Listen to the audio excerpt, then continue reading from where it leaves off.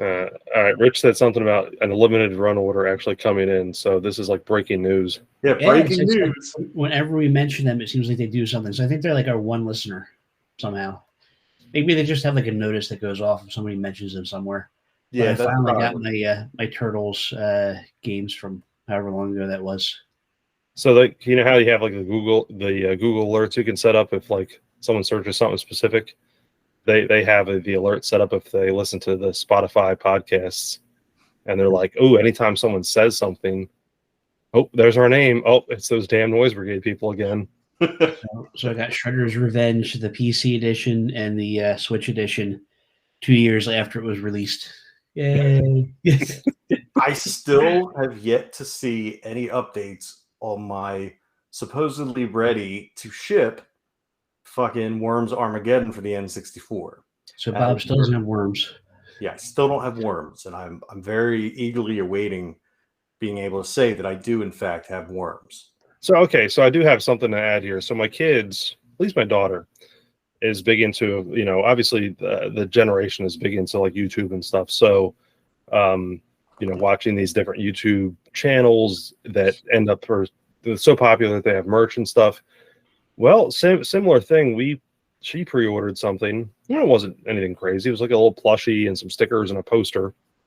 That was supposed to have shipped, I think, back in May, and she got it yesterday. So it's not like we're trashing limited run games here just because like they're the only ones that slowly ship. Other places do it. It's just that, we're video game nerds, Well, and also other places do it, but other places don't make you wait 2+ years to get your product that you paid for. Don't do it all the time. Like with limited run, you Right. kind of expect it at this point. Yeah, limited run. I know that if I order something, I don't care when it says it's going to release. It could say that it's going to release. That's the best part. I forgot to say that. I opened up the box, and sitting on top of it are these two little "We're sorry" cards. Yeah. And for me waiting so long to get my stuff, they're giving me 5% off. Yeah. Yeah, that's 5%. what the fuck. They won't even cover the tax. Nope. Right. I got it was basically a little fuck you. Like, here you go. Here's your shit. Fuck you. It should have just been a picture of someone's middle finger. Yeah. Because I got that too. I forget what order it was that I was waiting forever for. It would have been a turd. Yeah, that's Teenage Mutant Ninja limited run turds. That's what they're going to start sending out. Bowel movement.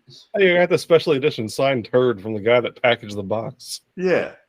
I mean, come on, that is ridiculous. 5%. First of all, I mean, it's to me, it's bad enough when you see like, oh yeah, sign up for our new thing, you'll get 10% off your first order. It's like, okay, great, I can cover the tax, and then maybe I get like $1 off of whatever I'm ordering. So 5%, that's just a slap in the face. Pre-orders and Turtles. Not to veer off topic a little bit, like we have a topic, but NECA makes those really cool Ninja Turtles figures. They do it for like every movie, they have comic stuff out now, shit like that.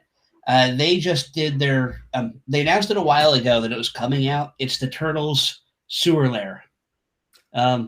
Just a little box, 3 walls, floor.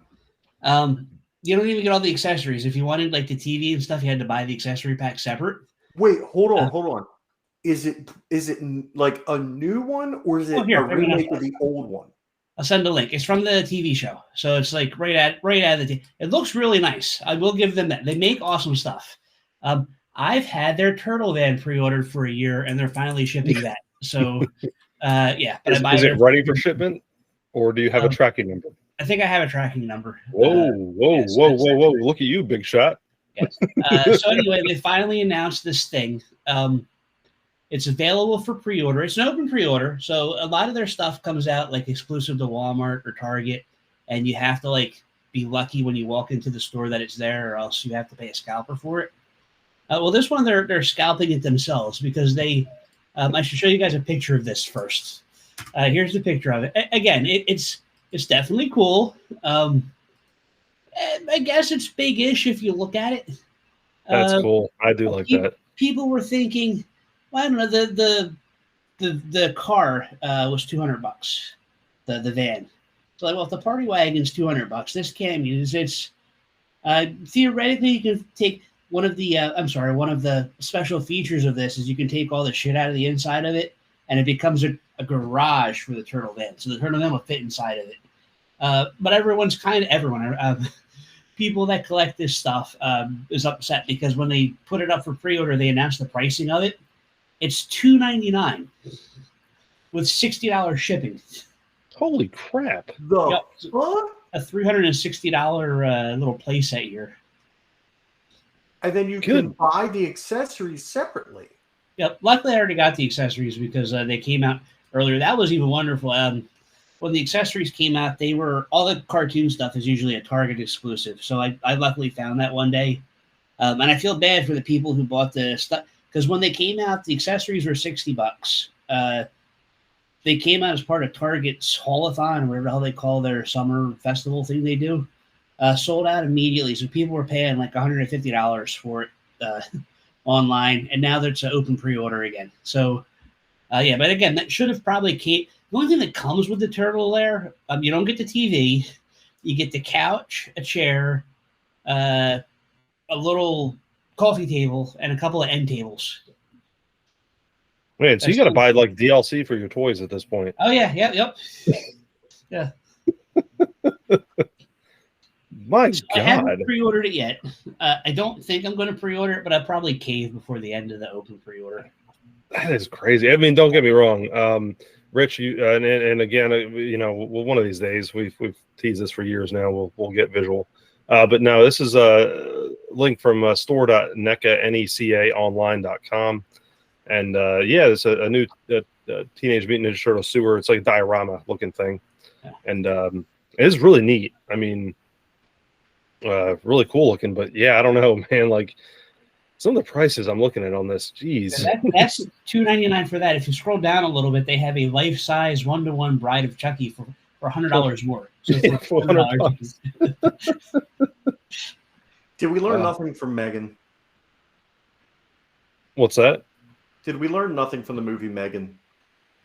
I mean, I don't know. Rich might have ordered 10 Bride of Chuckies. I have no idea. I don't know. Megan got the anatomically correct ones. Oh man, that is with wild. Silly proportions. That is wild. Oh wait. I just hit store and now I see Batman utility belt. What is this? Oh, it's like 89 Batman utility belt. Oh yeah, dude. Listen, remember when we were kids, and it was just like the original Ninja Turtles toy line. And they had the sewer play set. And it was a lot bigger than that and a lot more to it than that. And I'm fairly certain that it was cheaper than that. You can buy the complete vintage one for less than $300. Right. That's what I'm saying. And I mean, yeah, is this cool? You can stack other shit on top of it and make like multiple displays. Oh, yeah, that's even wonderful. You could stack other shit on top of it, but if you haven't bought that already, you're not going to buy it because you can get it secondhand, like $400 for the thing that goes on top of it. Why the fuck would the stuff that goes on top come out before the fucking events? They were street dioramas, so they have. I don't have them either. They have a movie one that looks more realistic, then they repainted it to look like the cartoon. This just seems like I don't know. It's a scam. Yeah. Yeah, that's kind of where I was going. Because I'm looking at the Batman belt. Look, this seriously looks like something that should cost no more than $20. And this stupid thing is $135. Like, it just I'm sorry, but it's... I got that beat. They're the ones they put out... like, if you ever gone into a Target, these are the ones that are like next to the movies and stuff in the back of the Target. Right. They sell piles of stuff. So they have they do like all movies or horror stuff, a big horror thing. And they had the Texas Chainsaw Massacre. But if you wanted to, you could buy a repainted version of Leatherface that looks like the Atari game, where he's just got a blue head and a completely yellow body. It's so fucking bad. Oh, what is this? I don't know. They did Freddy and Jason too. I think I also did like a Goliath from Gargoyles repainted to look like the Genesis game. Didn't they do the? Aren't they the ones that did the the mashup between or the crossover figures with the Turtles and Stranger Things, where one of the figures is upside down? No, that's Playmates. The original. Playmates for that? Yeah. Oh no shit. They did. They're actually really cool if you look them up. It's the Universal monsters mixed with turtles, which they also did back in the day, like the original ones. But these are much more detailed. They're really cool looking. I saw those at Target. Yeah. That's just crazy. I'm just, almost curious to see what the heck else they've had in the past now. These are the ones they did the movie Turtles too. They're the ones that I got signed by 3 out of 4 of them. I'm missing whoever plays Raphael. He's some guy I never heard of. Like I saw in the movie, in the movie. I mean, just looking at the website there on the store, it's like they've had like Back to the Future, which piques my interest, but there's nothing clickable, I guess, because it's something they made in the past. Oh, the Back to the Future ones were fun because you had to. Well, you didn't have to, but they made an accessory set for that. That's their big thing too. Is they'll put out stuff and they'll put out accessory sets for them. Of course. So it came with Einstein, the Vulcan hand for the Marty McFly figure they did, and some other head. They come up with different heads. We're gonna sell you this action figure, but we're not including the left hand. You got to buy for our entire set of action figures. You've got to buy this left hand accessory pack, and then you can have a complete figure set. Hey guys, I opened up my mail, and what did you get? I got a hand for an action figure. Yeah. Well, who was it? Was it Obvious Plant that did it, or was it actually some kind of figure? It was Obvious Plant. There was the left sold Luke's left hand. Yeah. Yeah. It was one of them. It wasn't a real thing. It was a yeah. But I wouldn't have been surprised. I really wouldn't have been surprised if somebody made a Luke's left hand figure. They made the meat. McFarlane made the meat from fucking Rocky. So that's a good point. That's a good point. That wasn't McFarlane, but yeah, there is the meat figure. Yeah, whoever the fuck. Someone made a fucking action figure of meat. Let's see, Rocky meat. And we're not talking about meat from WWF. Nope. Or meat from Porky's. No, we're talking about a side of beef. Yeah, I don't know who made it, but was it Jax? Yeah, Jax Pacific? Right. It's the people that made the wrestling figures. Those Rocky figures are expensive now. Are they? Yeah.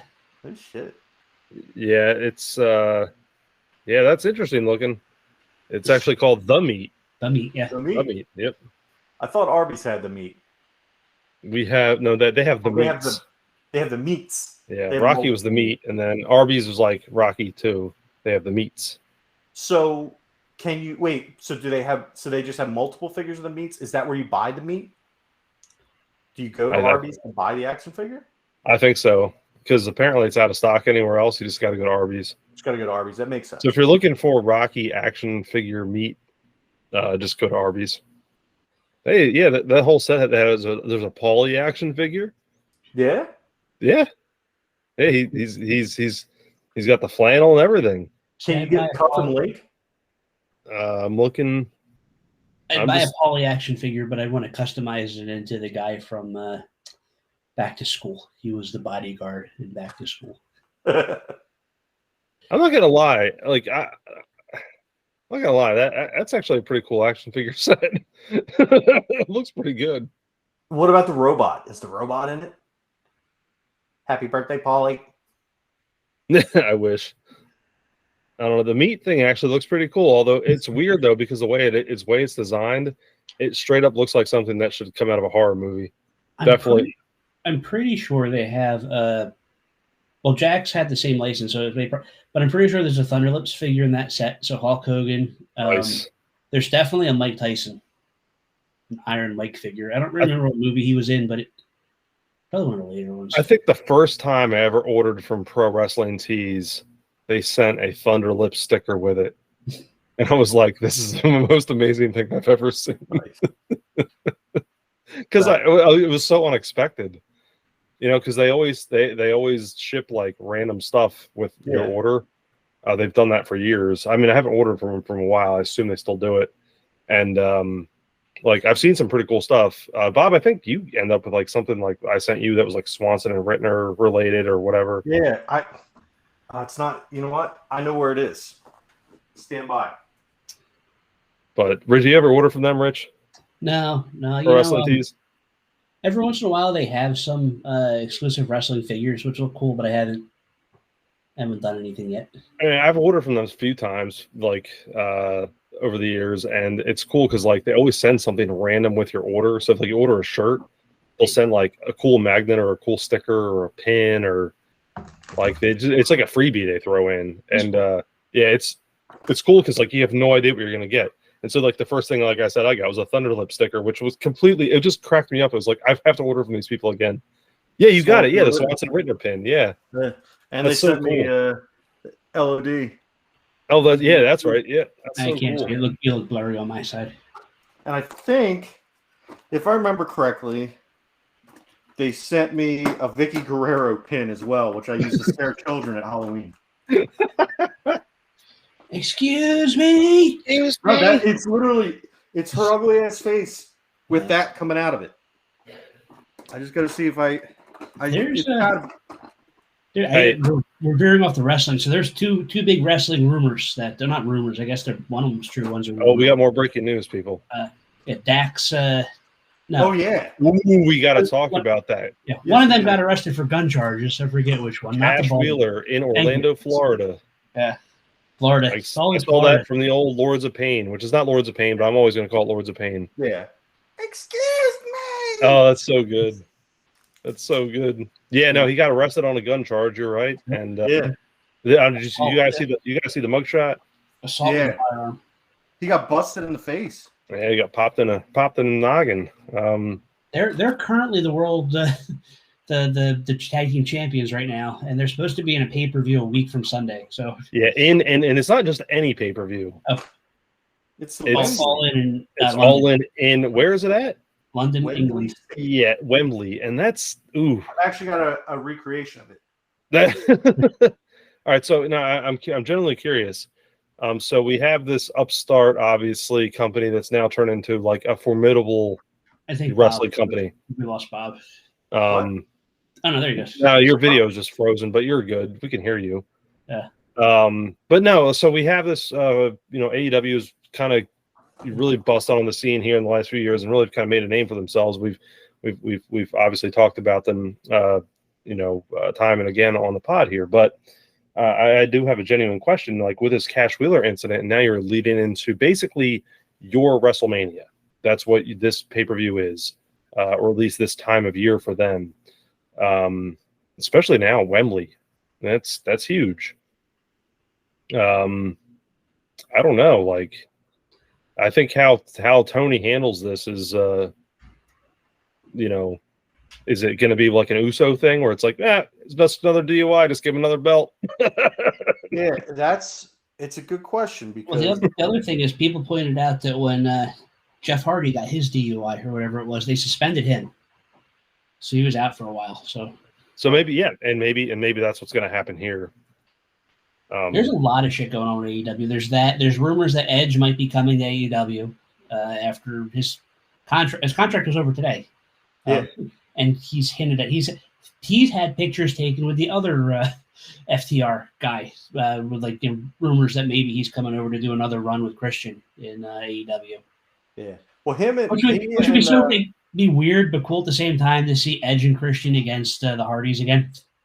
You can see that fucking awesome. Yeah, Edge and Christian. The Hardys look a little rough. I don't know about Edge and Christian again versus the Bucks. Yeah.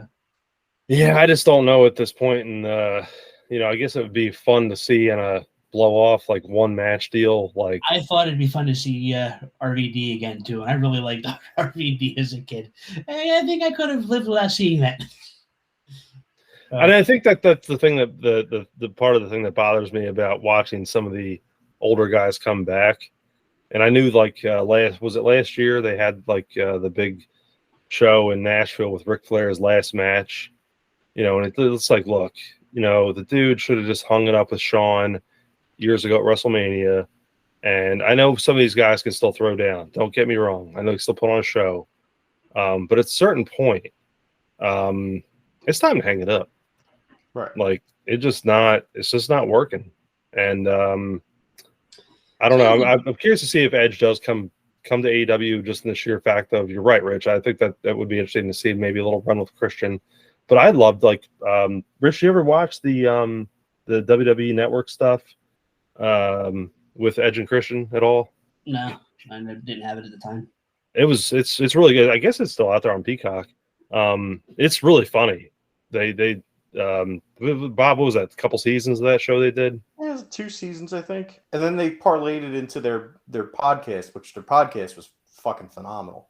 Yeah, they that show was really good. I thought it was great because it was like I don't know, it was off the wall, like skit based, you know. But it was good, and then obviously Christian went his way to AEW, so that stopped. But see, but when you see guys, I'm just going back to the people coming back because they're older, like RVD. When you see guys like Ric Flair wrestling in his 70s or however old he is, and Hulk Hogan wrestling later, I mean, these guys aren't like they do 5 moves pretty much, but then you see RVD come out and he still does or tries to do the high flying moves that he's known for. Like Hulk Hogan and Ric Flair aren't known for doing, you know, the top rope kind of weird shit. yeah, that's what I guess people always busted John Cena up for. Oh yeah, he only does these certain moves. Well, you know what? 5 moves You're of right. doom. 5 moves of doom. And now John Cena can go out there when he's 80 and still do the same 5 moves of doom. Randy Orton too, yeah. Yeah, all Randy Orton's got to do is an RKO and boom, Yeah. Right. immediate pop. And that's the thing, like, I don't know. I feel like Edge looked good when he was in the ring. Just like I feel like Christian, I mean, they looked, the nice thing is they were never, they did some stupid shit, but their moveset was never super high flying, was never, it was more, they were there and everybody else was jumping around like spot monkeys. And then they were, you know, doing their moves in reaction to it. Yeah. And that's what made it a good match. Like they were never I can't remember an Edge and Christian match outside of TLC matches where I was like, holy shit, that was they were good technical wrestlers, but they were never to me the big high spot wrestlers. They're both 49. Edge is exactly 1 month older. And the thing that was interesting to me, anyway, with Edge was that his run recently in the WWE wasn't terrible. That was supposed to be really good. I never watched it, but I kept reading and get good reviews. Yeah, I was honestly kind of surprised because he was, you know, away for what, 10 years? Yeah. So I think that they could do good in a limited like farewell tour kind of thing. Blow it off with a Bucks versus Hardys versus Edge and Christian, you know, at next year's All Out or All In or whatever the fuck you call it, you know. You can't do a match like that and not have some kind of interference run in from the Dudleys. Right. And then, well, we got to see where Bubba is, because if Bubba's still signed with TNA or Impact or whatever the fuck they're called now, then that ain't going to happen. Well, no, that might happen because they have the working relationship. You got to do it quicker than a year, though, because you don't know how long Jeff Hardy's going to last. That's true. Yeah. But, I mean, you got to plan as if he's going to be sober, even though he's probably not. You got to plan that way because you can't – that deserves a build, you know, and that deserves a major spotlight on a blow-off. So you plan for whatever the and this is how you telegraph it without telling people, is you set up that show for Toronto for next year, and then that way they get to have, that's what Edge said. He said he always just wanted to go out in Toronto. So you do the whole thing, and then the last match of their careers, Toronto, Canada, leave the boots in the ring, off in the sunset. Yeah, I mean, I could see that. I mean, that would be quite the draw too. I mean, particularly for anyone that's been a fan of wrestling for the last 20, 25 years. Yeah, they put it's funny because when they were still doing their podcast, they had the Young Bucks on there, and they were like, yeah, you know, we got to do a match. It'll be the Young Bucks versus the old fucks. So it'd be cool to see that finally come to fruition, but we'll see. It'll be interesting. Yeah. So I mean, let's talk about something I don't know if Rich has any kind of interest in, but we'll pick his brain on this anyway. You and I had talked a little bit about the nameplates being reused on classic cars, getting revived and made into crossovers and electric vehicles, and just fucking basically shitting on their history and on their legacy. And what really brought it, it sucked bad enough that the Eclipse got made into a crossover. And then we have the electric Mustang. Then Dodge does it with the Hornet. They make the Hornet into a turbocharged, like smallish SUV crossover type. But the latest one is just an affront to anyone who was into cars in the 90s, particularly Mitsubishis and or Dodges. The Dodge Stealth is being re-released, and it is an electric replacement for the Dodge Durango. yeah, and I don't know.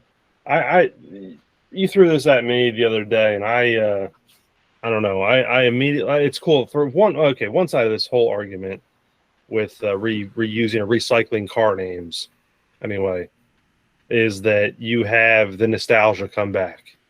It's cool to see the name come back. It's cool to see, like, the other side of it, though, is like you end up with crap like the Mustang, and now they have like the Mustang Mach E or whatever it is. Yeah, Is that the electric version? that's the electric. And Rich, are you familiar with what the electric version of the Mustang looks like? No.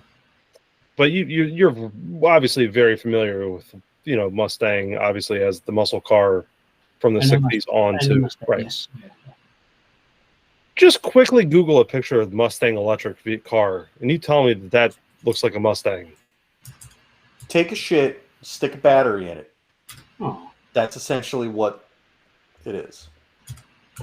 And it's just, but that's the thing though. It's, gosh, it's hard because it's cool to keep it around, but then you have stuff like that. It's just so bad. I mean, I get it from the perspective of you've got potential interest, and you get a visceral reaction to the name, which is why you can sell a Jeep Wrangler with 150,000 miles on it for 20 grand because it's a Jeep, and people want Jeeps. They're a fun brand. They're a legacy brand. You get people to buy in. That's why the Ford Bronco, as underpowered as a piece of shit as that is, I still like it. Like, I think it looks okay, but I'm not spending 50 grand on an inline 3. Yeah, it sucks. You have these nostalgic names that come back from the dead, and they've done it time and again. Look, it's not anything new. So they've done it with the Dodge Dart. That wasn't that one. Another one they did. Yeah, they did. Yeah. They did the Dart. They kind of reconfigured the neon because they changed the neon. The neon went from the neon to the SXT, or it was a neon SXT, and then they just shortened it to SXT, and then they took that and reworked it a little bit more and made it into the Dart. They did they rebranded the Avenger, and they made the Avenger just basically a smaller Charger, and it wasn't good. It was just a little 4-banger. It was basically a fucking neon with a different skin on it, Yeah, right, exactly. And that's the thing. It's like I found an Auto Trader article, and this was kind of interesting. And this goes back a couple of years, this article, but it's not like this is anything new. Like, they've recycled car names for a long time. But I want to read this little paragraph, and I just think this is kind of funny. So we're talking about Studebaker. You guys are familiar with the Studebaker car company, right? Yeah. Okay, so another Studebaker model was the Daytona. So it was used on a compact car in the 1960s, and it was factory equipped with a V8 and a performance package. So the Daytona back in the 1960s, as a Studebaker, was apparently a V8 car that, had some moxie behind it. But obviously the Daytona was reused with Dodge, of course, they reused it with a '69 Charger, but also the Daytona that we know from the 1980s was not quite the. It was my first car. Was it really? '89 Dodge Daytona. No kidding. Yeah. No Paint kidding. flaked off as I drove. If I drove over 40 miles an hour, No I kidding. would have to pick the fuse box to get the radio and the lights to stay on. Wow. So there you go. So you went from in your car didn't have a V8, did it? No. My car had a 4-cylinder. It was like a 2-point something 4-cylinder? Let me see. You can't base all cars of a model based on a car you've had, though, because you've always had bad luck with cars. Nah.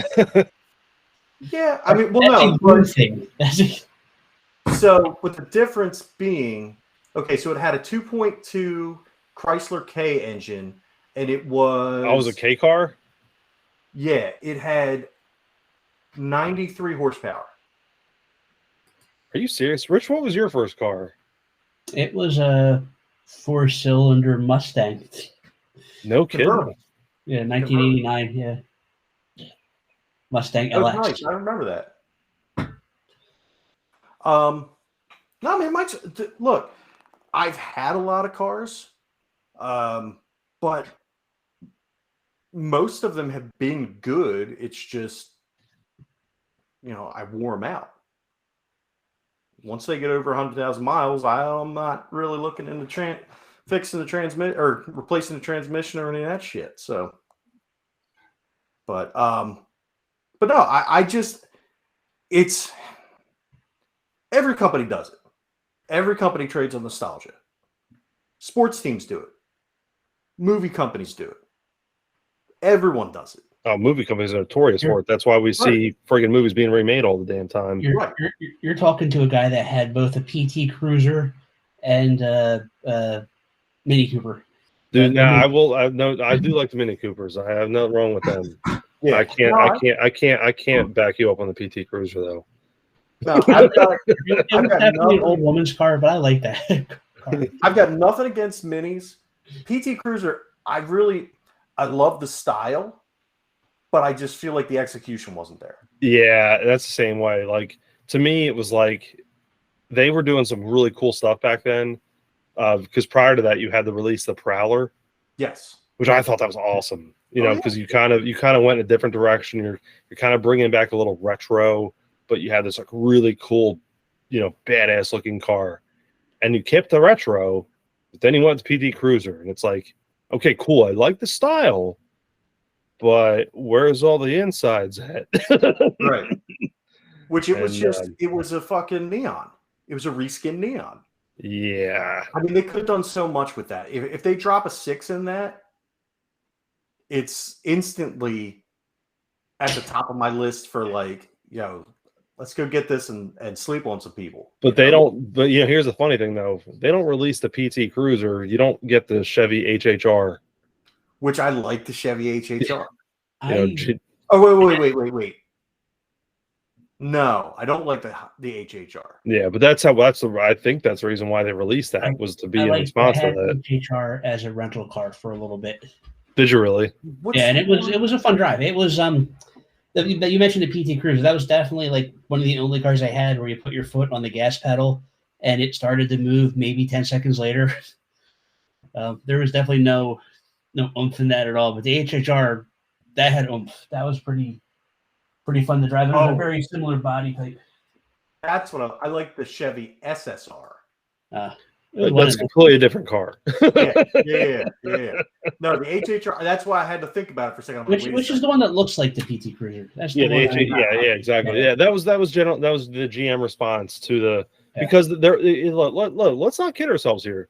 The PT Cruiser was a very popular vehicle. I mean, there was. So GM had to respond to that. So they responded, I think, with the HHR, and I mean, it was a much better drive. Was it really? Wow. Yeah. See, I've never driven either, so. The PT Cruiser, I went from having I had the 99 Camaro. I went from that to driving the PT Cruiser. and it was basically it was much more comfortable to drive the PT Cruiser. Wasn't as fun, but yeah. Well, yeah, I mean, Not gonna have as much Camaro. fun in a PT Cruiser as you would in a Camaro. Yeah, although you could store more groceries. That's You true. can store more anything. Yeah. I mean, more beer. More body parts. I mean, Yeah, more dead body. You could fit way more dead bodies in PT Cruiser than you could it's a Camaro. so many dead bodies in a PT Cruiser. Mm-hmm. Just ask any of the dead bodies that are driving them around South Florida. I got so many tickets with the Camaro too, and no tickets with the PT Cruiser. Oddly enough. Gee, Yeah, as I was gonna say, is that the joke where that comes in at? Like, could you even get a speeding ticket in that thing? Well, I had it. right. Well, I had it up to maximum, but yeah, you could get it in a couple hours. So I took, speaking of those kind of cars, when I was going over to the east coast of Florida to go look at a Jeep over there, that ended up being that was a fucking joke. I rented a Nissan Rogue Sport, and literally on the highway going up like a slight incline, I had my foot on the fucking floor, and it was just going. Like you couldn't even tell that we were really accelerating. I looked at the speedometer just to see if we were actually going any faster, and I could just see it was just slowly inching up. So must have been what you felt like driving that fucking PT Cruiser, man. Yeah. Like, and I don't understand. Like, I feel like that's not safe for them to make cars that are that shitty. Well, I got a funny story. So I had the G8 GT, which obviously, could go a little bit. So I took it to a dealership one time because I was like, I can't afford to have this car anymore because the parts were just astronomically expensive. So I was like, I'm just going to turn it over for a Honda Civic because I know that it's really good gas mileage and they're very reliable. And I got behind the wheel because it was like baseline Honda. And though I'm not dumping on them, I just at this point have been driving a car that had 360 plus horsepower for quite a while. And I got behind the wheel of the Honda Civic, and I took it around for a few minutes, and I took it back to the salesman. I was like, we can't do this. Just give me the keys to my car back. Well, that was the hardest thing when I got rid of my Challenger.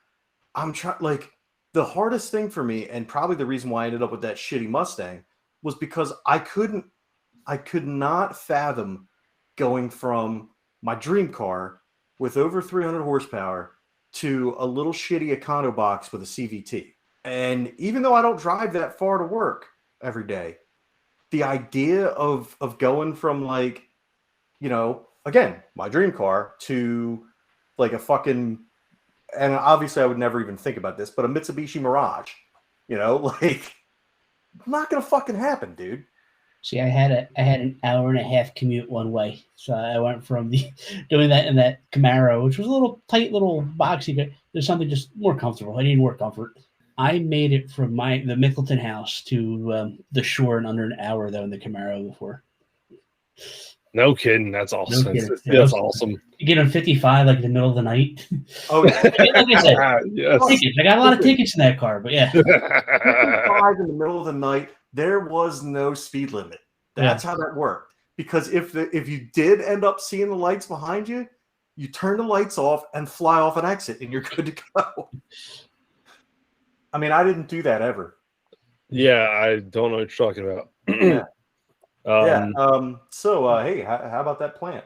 But no, and I think this goes back to what you just brought up, though, with recycling, bringing back the old car names. So I always tried to have something that was stylish car-wise, just because that's what I wanted. Not that it necessarily was the best decision, for myself or whatever at the time, but that was the thing. So it's like it pains me to see certain names coming back off of cars that obviously have a prestige and a history. And it was cool to see the Camaro come back, right? So they brought that back in the right way to me. Right. Some of these other ones though, it's like, I don't know, like even the GTO. As much as I really wanted to like that, Yeah, like don't get me wrong, like underneath the outward appearance, like if you scrape all that away, but it looked like a freaking Cavalier. Like, Right? No, it did. It was a fucking dude. It was. It was not a GTO. No, at all. It was okay. Here's the thing: if GM would have brought that back at the same time that Dodge brought back the Challenger, the GTO would have been awesome. Right. But they didn't. They brought it back during the worst era of cars. Yeah, because they would have had to try to match the styling in order to compete. Yeah, and even if they would have brought it back when the Charger was out, when the Charger first came back, because the Charger hadn't come out. I think what was the first year the Charger came back was like what 2007, 2008 model year. Yeah, somewhere around there. Because I think I had one of the first. Yeah, I had one of the first gen ones when we were out in California. We went out there to play softball when I was in the 108th, and we got a Charger as our rental car, and it's fucking sweet. But if it would have had to compete against that kind of styling, would have been much better. But we were still in that future, the futuristic, everything is sleek kind of mentality. Which I guess it was kind of because it was wasn't it a Holden that was brought over from Australia, and they just rebadged it as a GTO? Yeah, it was GM's Australian arm, which is Holden. Yeah, Holden. Yeah. So yeah, and that was the reason why like my car became like when I had the G8. There's the reason why it became like some ridiculous like sunk cost at that point, because every part I had to get whenever Pontiac folded basically had to come from Australia, which was awful. Yeah. Now, actually, so I was thinking about that though. One of the funnest cars I had the 03 Impala, which was white, and so every time I drove it, people thought I was police. Nice. So I remember driving toward Ocean City one time, and like people just like moving off of 49. Like, I'm like, what are you doing? Oh, they think I'm police. Like, I was like, okay, I'll see how far I can keep this going. Like 3 or 4 cars in front of me just like kept going to the side of the road. I'm like, okay. I keep on seeing the Charger, because we used Chargers before everybody switched over. Now everybody's in Ford Explorers, but we had we still have, there's a bunch of Chargers for sale with the light on it and everything. And I keep thinking, man, I should get one of those. That's like a right year and pass to do whatever you want as far as speed wise, but yeah. I've always seen those, and it's like, I don't know, I get in too much trouble with something like that. Yeah. I won't put lights on it or anything. Nah, probably. maybe. We'll see. Yeah,